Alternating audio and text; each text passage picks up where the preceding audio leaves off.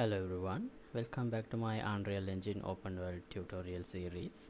So today we are going to work on this advanced procedural crop field tool I have developed with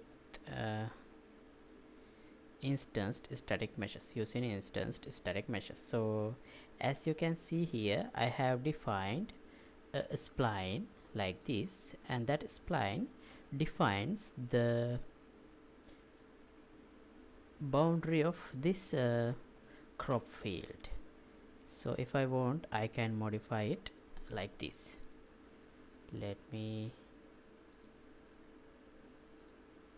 add a spline point here. I'll make it linear, that's not necessary, and then I'll make a bend like this, and if I refresh this, you can see now the crop field is being reduced to that area, to the area enclosed by this spline. So, and similar to our procedural road tool, I have used this procedural element structure here as well. So using these things, these parameters, we can do scale modifications and also the space between each crop and also randomizations as well. So right, let's see how to develop this tool step by step. And as always, this episode is sponsored by these generous patrons. Thank you very much for the support you guys are giving me. Okay, to get started, let's go to this blueprints folder and the procedural folder. Here I'll create a new actor blueprint. I'll call it advanced foliage spawner.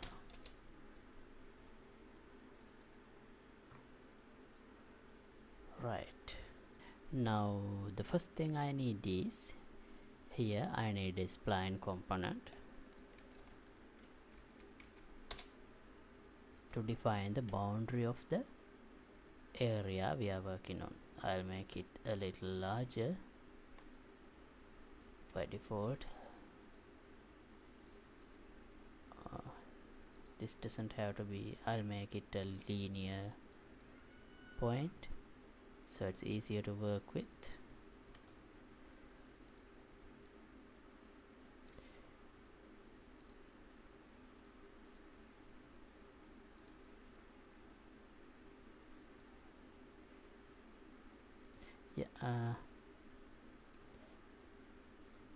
If you don't know how to duplicate, how to add another point, just click on a point and press Alt, and using one of these arrows, drag, so you will get another spline point. Or you can do it like this also, right click and duplicate a spline point, or right click on somewhere in the line and add spline point. So you can use anywhere you want. Right, now let's drag and drop this into our scene. Okay, it looks like this.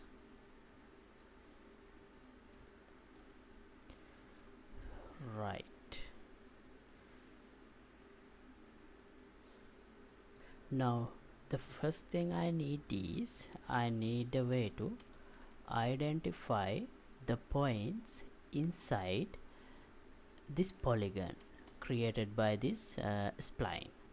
So we can assume, so since this is a spline, this is not a closed shape, but I will assume that this last point connect to the first point. So that is our hypothetical closed polygon. Right, so how do I identify the points inside this polygon? Well, first, without worrying what's inside and what's not, let's try to identify the boundaries defined by this polygon. So let me define a function like this. I'll create a function get max min max. So what this function what I want to do in this function is identifying the left and so this is x axis and this is y axis. So what is the like bottom left corner and what is the top right corner? That's what I want to identify here, because using that I'm going to define some function to generate the points in between those 2 points. So right, let me define the function like this. So in the spline I'll get location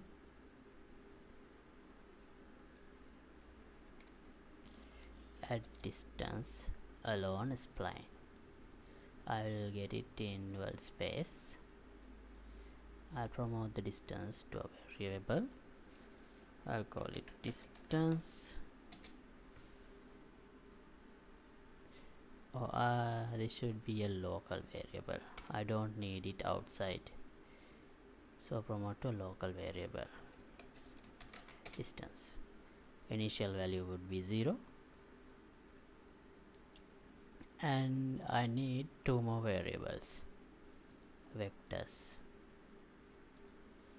This would be p min and another vector p max. Stands for max, the max vector, and the min vector. That means the point with minimum x and y values and the point with maximum x and y values. Right, so I'll split this and I will set, now let's do a loop, a while loop, while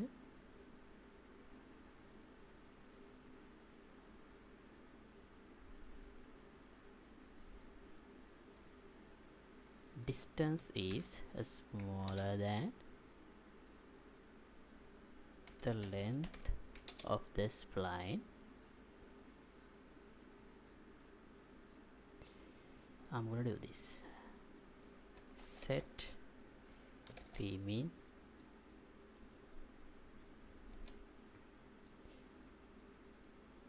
and set p max, and then set distance with the distance plus some increment. So I'll use 100.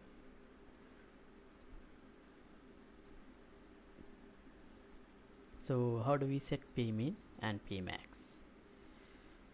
Well, that's easy. Get the p min, which is the current value of p min. By default this will have 0 0, so I need to have some values there. So I'll, before going inside the loop, I'll set p min with, let me recombine this with the value here, and also set p max with the same value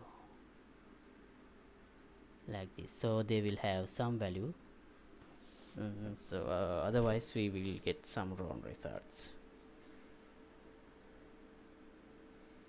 Okay, and now here let me break this into components, and for the x, let me split this. Right, so for the x it should always have the minimum x value. So min of these two, like this, and for the y value also the same. minimum of these two. For the z value also the same should be applied, but at the moment we don't need z, but anyway I'll do it also.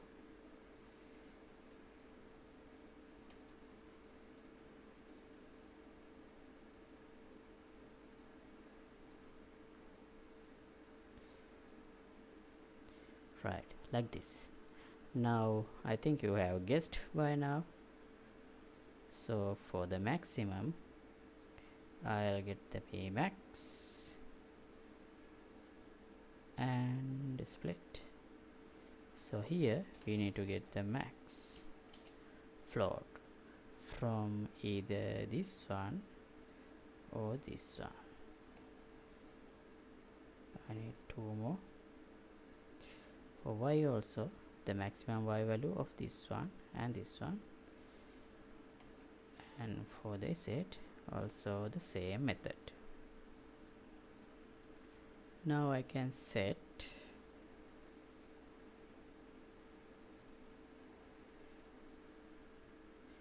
max point values like this. Okay, and then when the loop is completed, I'll return at the return node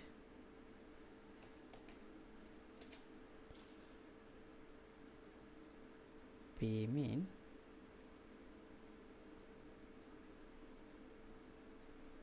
and p max.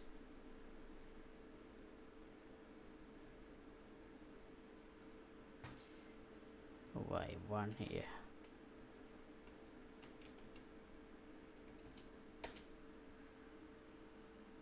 Okay, now in the construction script let's call this function get min max, and to see if we have calculated the correct values, I do a line trace. Actually we don't need a trace here, but I only want to draw some line, so this is the easiest way. From p min to p max I'll allow the debug type for duration. Right, you can see the debug line from this point to that, but it's not there anymore. Let me make it persistent. For duration I'll leave it for 10 seconds. Right, now you can see the line. If I move this a little bit, you will see the line draw. Right, so yeah, we have successfully calculated the maximum point and the minimum point. So if I deform our polygon, it will look like this.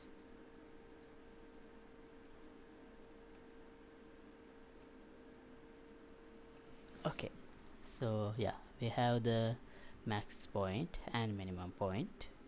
Now let's find a way to identify the points in between. So for that, yeah, now that we know p max and p min, let me promote them to variables. We can have local variables here. Right, p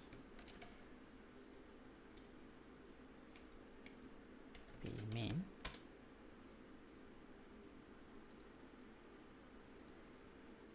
p max. All right.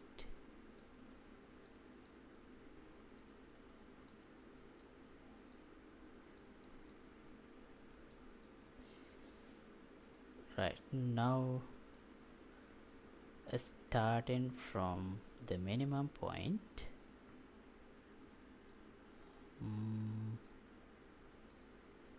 let's do a loop.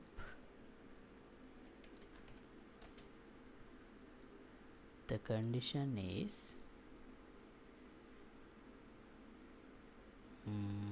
yeah, we need two coordinates, two variables, float variables. I'll call it x temp, no, temp x, and another variable temp y.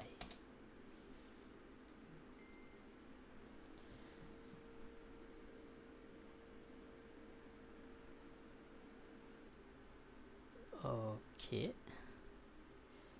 so I need to run this while loop for temp. Let's take temp y. Temp y is smaller than p max y value. Once temp y exceed this value, I will stop this loop, and inside this loop I'll add another while loop, and this must run. Before running this, I need to set temp y value, so I'll set it as the p min, the minimum points y value, like this. And this loop must run if the temp x value is smaller than p max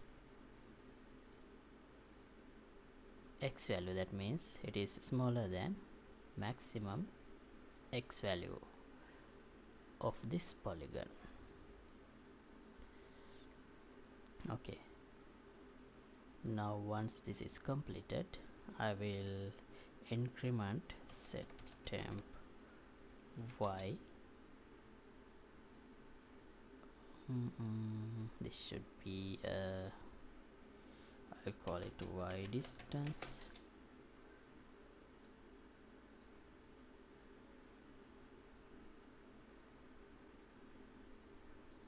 I'll set it to 2200.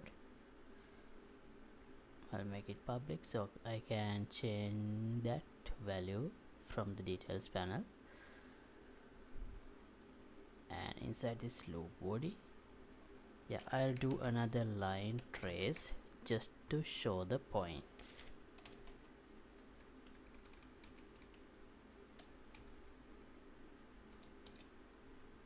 That's the only that's the purpose here. And also I need to identify the flow value, the point in the flow which is where the hit occurs. So as for the starting point, I'll use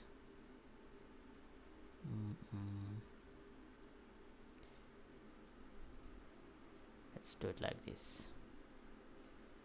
Let's get temp x and temp y.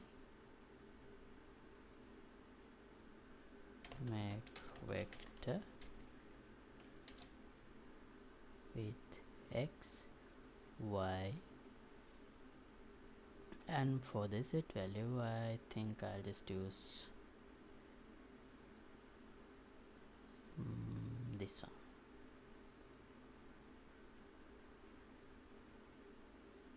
This one's z value, and I'll add the vector.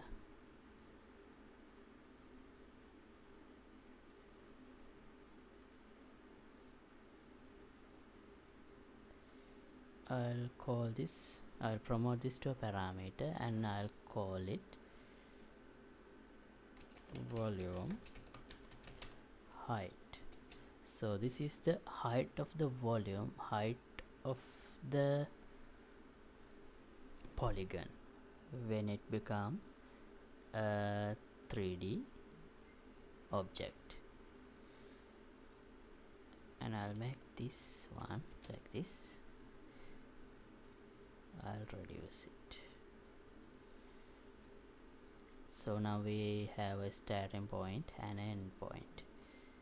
So I'll draw the debug line for duration. I'll keep 10 seconds. And yeah, I also need to set the X value here.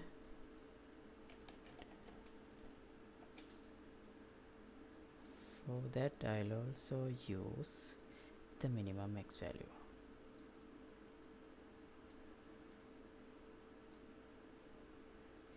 And I'll increment temp X after the line trace like this.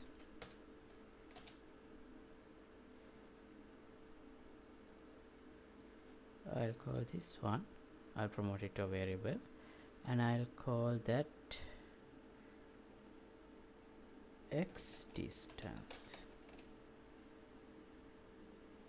Let's keep these two closer to each other. Okay.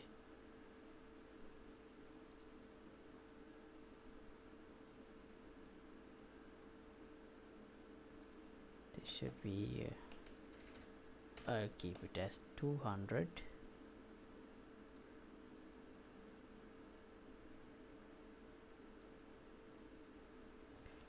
And compile. Okay, I need to set volume height to some value. It cannot be 0.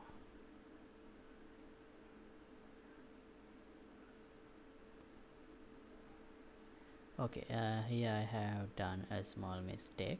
So this shouldn't be like this, it should be an increment. So this should go like this. Get the temp Y value and increment it with Y distance and compile. So yeah, now you can see these points.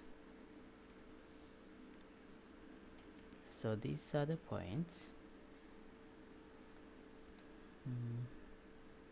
Let me increase the time printed. I'll put 50 seconds. Okay, now as you can see here, this also contains points outside this polygon defined by this spline. So we only need the points inside this polygon. But this episode has taken more than about 25 minutes now, so I'll stop at this point, and in the next episode I'll show you how to eliminate these points which lies outside the boundary of the polygon and determine only the points inside. So in that way we can place the meshes only inside the polygon defined by this spline boundary. And thank you very much for watching. If you like to support my work, you can get the membership of my Patreon club. Link would be in the description below. And thanks for watching. See you in the next episode. Goodbye.